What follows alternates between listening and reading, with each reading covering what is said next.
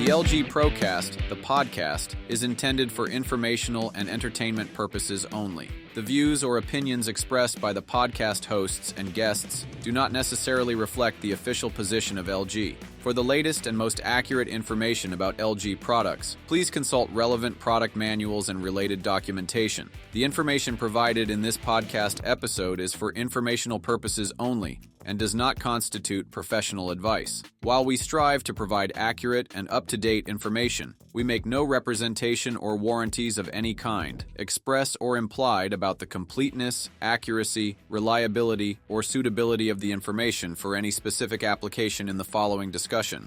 LG and those posting or otherwise providing information, content, or material are not responsible or liable for any consequences relating directly or indirectly to any action or inaction you take based on the information, content, or other material on the podcast. Good afternoon. Welcome to another episode of the LG Procast, where you have hot topics and cool conversations. I'm your host, Jerry Frisenda. And I'm Phillip Kriegbaum. Thanks for joining us today. Today we've got Chase Shultz from Mediagistic on here with us. Chase, thanks for joining us. Yeah, thanks for having me. I really appreciate it. Excited to talk with you guys about a few things today. Mediagistic, we're a marketing and advertising agency that has been in the HVAC space for a little over 20 years now.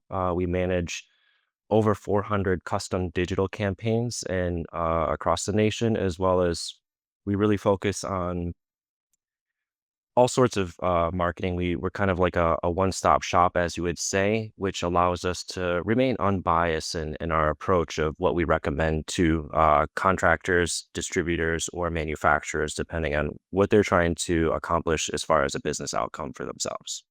So as a contractor, which is primarily our audience here, what size contractor would be interested in your services? Is it just for the big guys? Is it for medium guys? Somebody who's looking for growth? Talk about that. Yeah, that's a fantastic question. So I appreciate you asking that. We do have solutions for every single size contractor. As far as from a la carte one-off campaigns of maybe just social media or a very low-cost website, to maybe getting on digital radio or even podcasts such as these. But where our bread and butter is at is probably in the contractors that are around about 1 million in revenue to maybe the 10 million in revenue standpoint. Once the contractors get above that threshold, it probably makes more sense to have their own internal marketing team because they have like the cash flow to be able to execute something like that. But yeah, in that 1 to 10 range is probably our bread and butter. We work with, again, the majority of our contractors are probably falling into that range. Interesting. So you wouldn't exclude a $10+ million contractor. You're saying at that point, typically they've invested, they've grown their business to that, and they're doing this, they're controlling this much more. Are they still reaching out to Mediagistic in some instances for help? Absolutely. We've worked with contractors that are all the way up to 100 million in revenue in multiple states. So we definitely do not exclude them. It's just typically they'll have the resources to be able to bring that in-house and do it effectively. Chase, you mentioned websites, and the number of small contractors who don't even have a website or have a very mediocre website is actually surprising in this day and age. So maybe you want to talk about, one, the importance of a website and how important that actually is, and then what you guys can do to support that. Yeah, that's another fantastic question. And we work and meet with a lot of contractors that say, my business is all word of mouth. I don't really need a website. It's a very common thing that we hear. But again, like you said, this day and age, even at its minimum, a good-looking website is going to be like your business card online. It's going to show professionalism. It's going to show that you go in and more than likely take care of the homeowner based on that first appearance of somebody searching.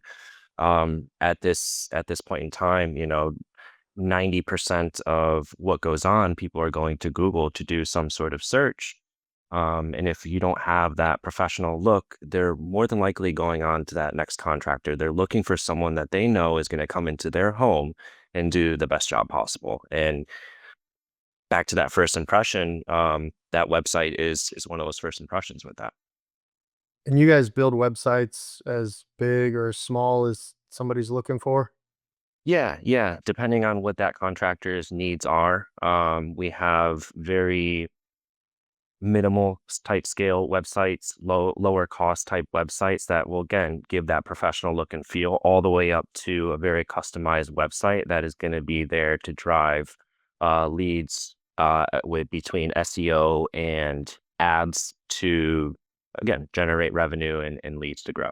So somebody who's looking for just something basic, maybe their first website, I think you guys are affiliated with something called Servicely, if I remember right. Tell me a little bit what that is and how that works. Yeah, Servicely is a company under the Mediagistic umbrella that was built specifically for what you just referred to, just a contractor trying to get maybe their first site. Maybe they have like a very old site. It's an AI-driven platform that allows that contractor to just have a nice professional look and feel. And it's I don't want to call it cheap. It's a lower cost option to give you that professional feel. And the cost of it is probably cheaper than going somewhere like a GoDaddy or some other platform just to host itself. So again, giving you that professional look and feel, but in a very cost effective way. Interesting. All right, so let's talk a little bit about the presentation or about what created this opportunity for us to discuss on a podcast with Mediagistic, and that is your repair versus replace strategy. Yes. You got a nice presentation here that I'm sure you share with contractors and the folks around the country. I head out to review it in depth today because it was intriguing to me as well. So, repair versus replace, the age-old HVAC question.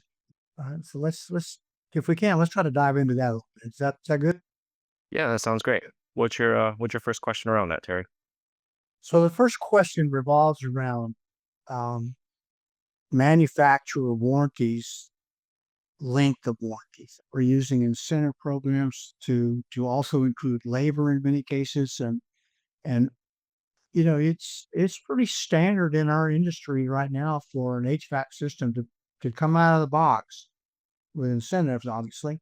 So I'm guessing repair or replace is not even a conversation until that time. Would that be a fair statement? Yeah, I think that's a fair statement. Definitely. Phil, anything else?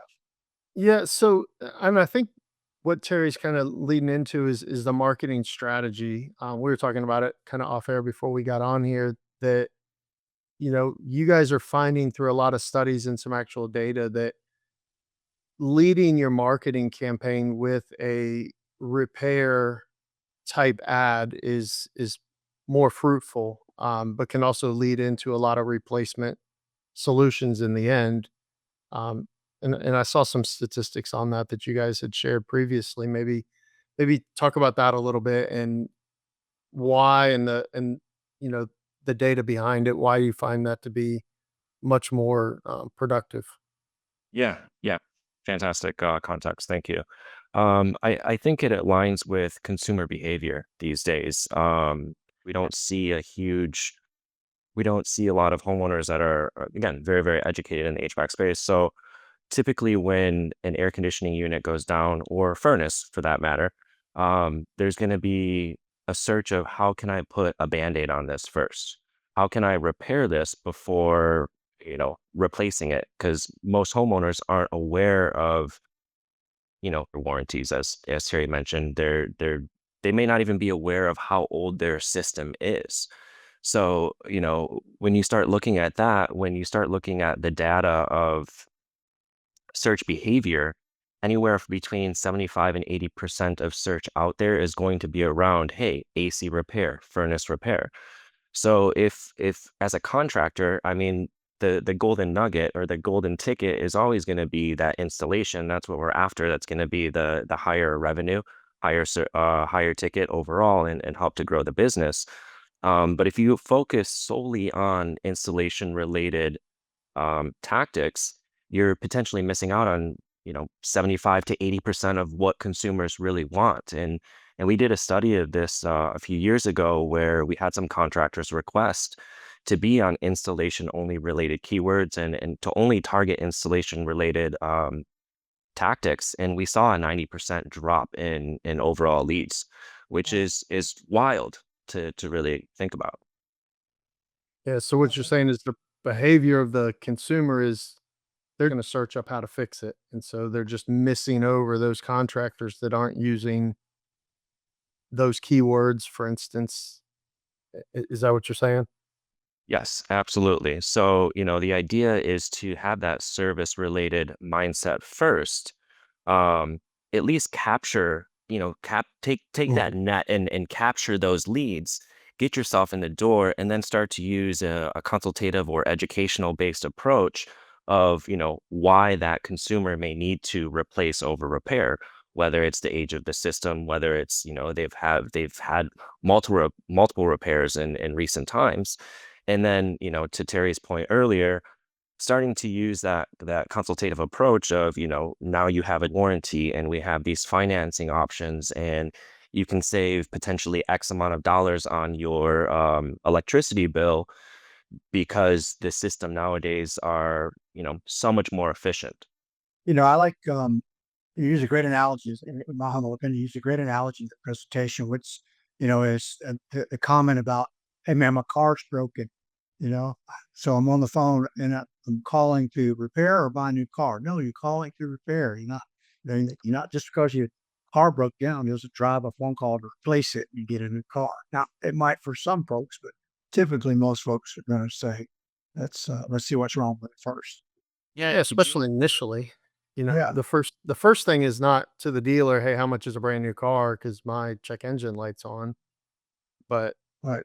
yeah, I see what you're saying. So we capture the customer with a repair message, and then you go through the diagnosis, you figure out what it is, and then that truly puts the customer in the best situation to make an educated choice because now they know what the problem is. They should know what the cost to repair is, and they can make an educated choice. I remember when I was a sales guy, you go out there and no, if it's a $200 capacitor on a 7-year-old system, no, we're probably not really going to go too far down this road. But I mean, if they need a 800, 1200, $1,700 repair on this system and it's out of warranty, they may be inclined to talk about a replacement, especially if you're offering a nice financing package for them, units back under warranty, better electric rates. What I think I hear is you're not trying to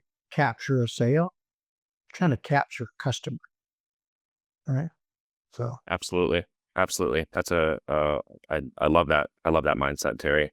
And going back to what Philip said, if it is a $200 capacitor on a 5 to 7 year old system, now how can we create that customer? Can we get them into a maintenance plan? Can we provide them this level of service? Because we know that 5 years from now, looking at the lifetime customer value, we know that 5 years from now that they're more than likely going to replace.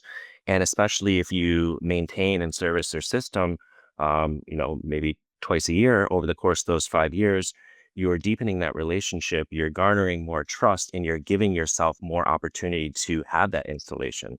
Furthermore, what that also creates is a better referral network.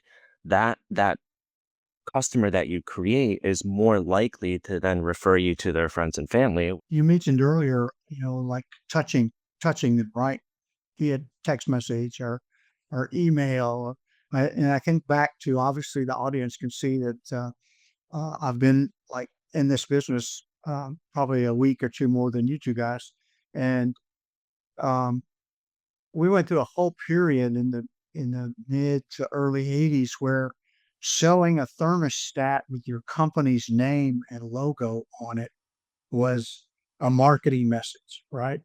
And and literally, thermostat manufacturers were offering, we'll logo it, and there was a cost associated with it, but that died about as fast as it materialized because people didn't want to see Joe's AC on the wall. of their thermostat. So, but touch it, they wanted the message is the same as it is today, 30, 40 years later. That is touch, reach out. I want you to be aware that we're here, that we're the company that's managing and servicing and taking care of your system for you so that when that time it's mechanical, when that time comes, I'm top of mind. Absolutely. It's, everything boils down to the education aspect of things. Continue to educate your customer, continue to touch them, build up that frequency so that you become a trusted advisor to them. So if we want to do that, how do you do it? How does a contractor go about shifting their marketing, their advertising? Is there any information you can share, some keywords, some buzzwords? I mean, is it as simple as, air conditioning repair in your hometown, or is it a little more in depth than that? Well, at one point before we go down this path, one point I do want to make is this is nothing to say, hey, let's not focus on installation related keywords because there is search out there around there and you want to capture those. Those are going to be your hot leads, right? But yes, you want to have whether it's you doing it yourself or a company doing it for you. First off, you most preferable, you'd want a company that is familiar with the AC industry because when you start looking at some of these keywords, there's a lot of waste that can happen. There's so much search out there that you don't want to pull up for, speaking of mechanics, you don't want to pull up for auto AC. That's not going to be in that's not going to be your core business. You're going to be wasting money on something like that. So you want to have a company that's familiar with the industry, but um, you know, casting a wide net out as much as possible. So AC repair, air conditioning repair, AC near me, furnace, even in places like Florida where Mediagistic is headquartered, we'll still see, and maybe it's snowbirds, maybe it's just search in general, we'll still see heating repair. So we've talked to countless amount of Florida contractors out there that say, hey, I only focus on AC. We're in Florida. It's 100 degrees all the time here. And it's like, yeah, we understand that, but you still want to capture those search terms that are around heating because they're just searching for whatever comes first to mind. And you want to have that wide net casted out there because of that. Makes sense.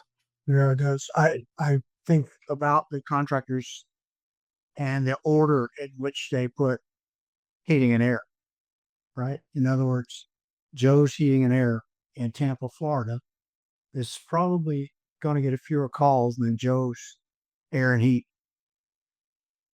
with being a cooling focused market.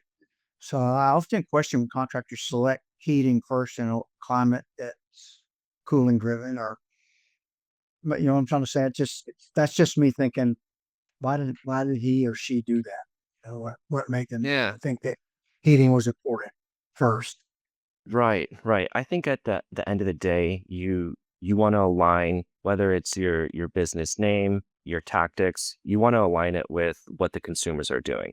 It's kind of, if conceptually you're kind of looking at like the golden rule versus the platinum rule. Everybody knows the golden rule of, treat others or yeah, treat others on, how you want to be treated.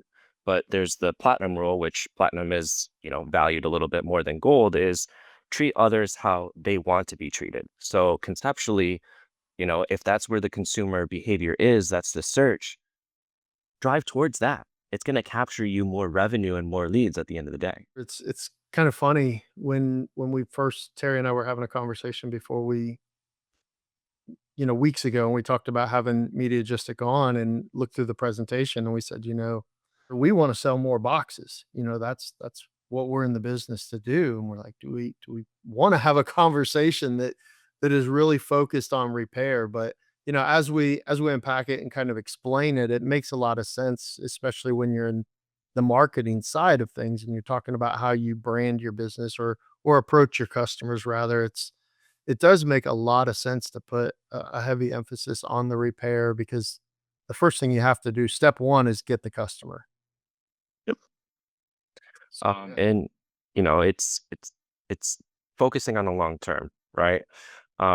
Maintenance Maintenance members are 4 times more likely to buy a new system. A single repair visit can create a 5-year relationship. So you start putting these numbers together. And like you said, you want to move boxes right away, but there also has to be that long-term focus and strategy because you don't want to go out of business in the next couple of years because you're solely focused on such a niche portion of the business itself. There's short-term combined with long-term strategy. Yep. Well, if this whole premise is built on developing, a relationship and trust with a customer, then you have to have a repair strategy to get to the replacement portion because that's that's the trust you work. That's what you spend all your time and effort to do. So you have to have a repair strategy.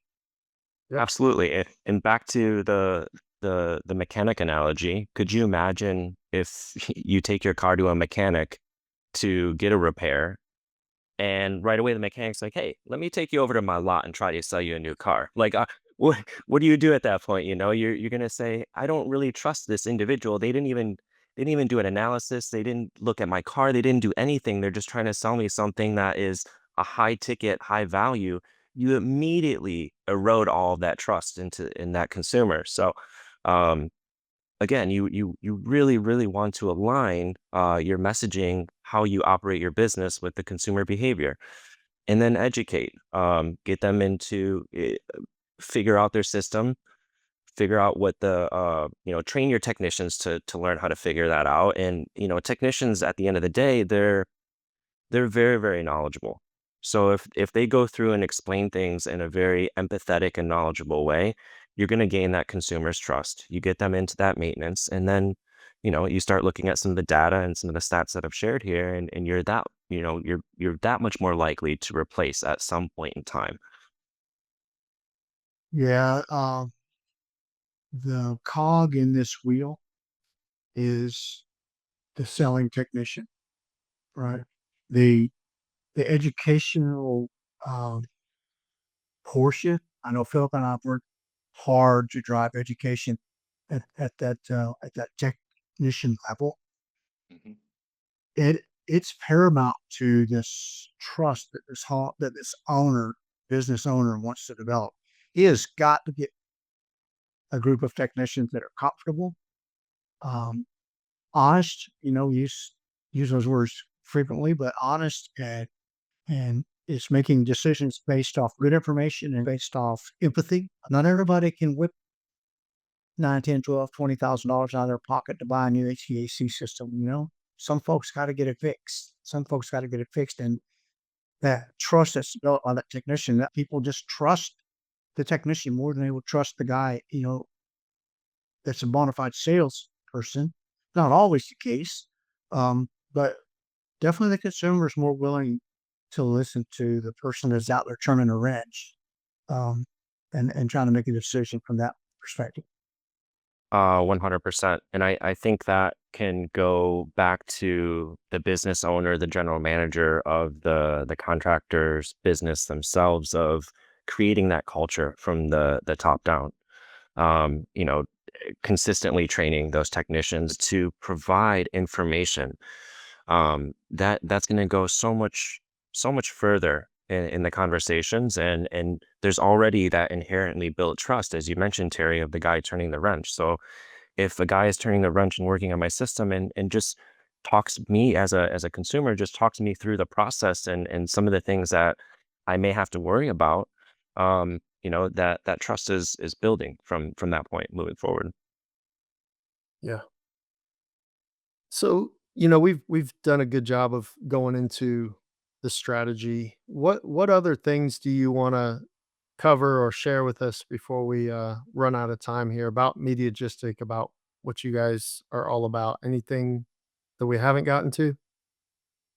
Um, I think it's important to look at all facets of the business as well. So, marketing and sales is a major portion, major revenue driver of the business, but how about the other end of things of internal business processes? Um, and I know as we're wrapping up here, we'll just kind of talk through this real quick, but making sure that you have strong processes and potentially having a field service management system to manage your business, dispatching software, being able to, it- we we partner with an AI CSR, and there's a million of them out there at this point in time, but we've seen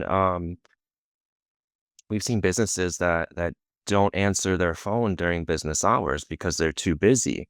And that we've done studies and have data around that. That's a potential loss of up to $25,000 a month in revenue. So, just getting down to the basics of making sure you answer your phone during business hours is a very, very important piece to all this as well.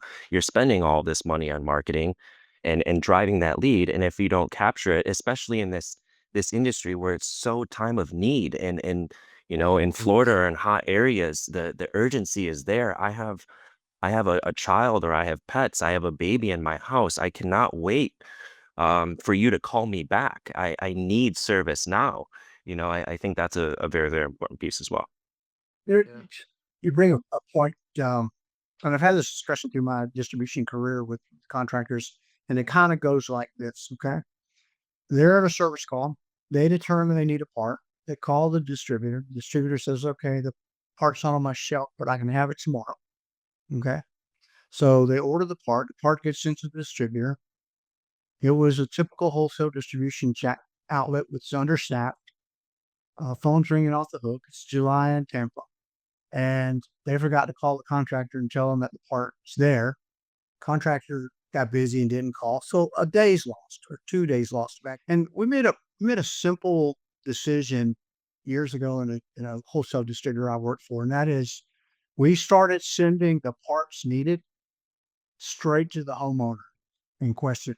We convinced we convinced the HVAC contractor to try this with us, and we would send the part straight to the contractor or to the homeowner the next day or whatever, with instructions that when the part arrives, to call the contractor to come and let him know that the part's there. And man, our service levels and his service levels went up. I exponentially. I couldn't even begin to tell you the number, but and I feel the same way. If my outboard motor is in the shop to be repaired, and the guy says, "Hey man, I got to order, a flywheel or whatever, and I'll let you know when it gets here," is not a good conversation. But if he says, "I ordered the flywheel, it's coming to your house tomorrow when you get it, let me know, bring the boat over, or we'll come to the shop and fix it," I feel a whole lot better, right? And so I'm not telling contractors that works in all cases, but I'm telling that's a strategy from a contractor perspective that was very beneficial and valuable to this group of contractors we did business with in Central Florida. You were setting a very strong upfront expectation for that consumer that their problem will be solved in an expedited fashion, which is a major piece to this. Right. Yep. Right. Indeed. Well, guys, I think we're kind of wrapping up and running out of time here, but any last words of wisdoms or pieces of things that you want to share with us before we go, Terry, Chase?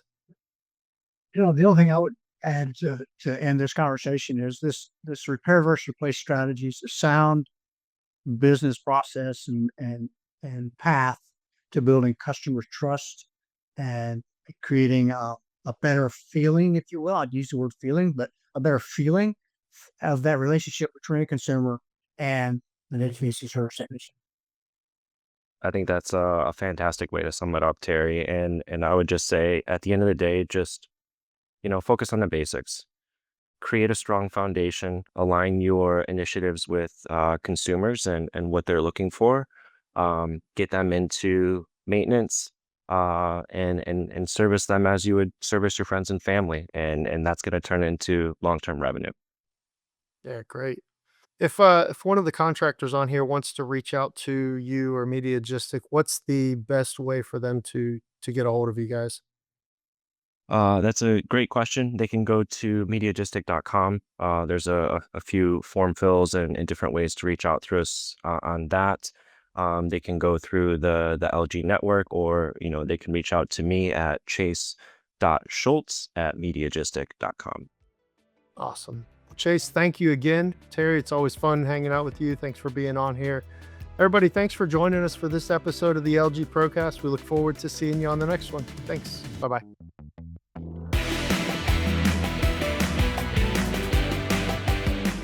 This episode of the LG Pro Podcast was recorded in June 2025 by LG Electronics USA Inc., LG, and features a discussion between LG hosts Terry Frisenda and Phillip Kriegbaum, and guest Chase Shultz from Mediagistic.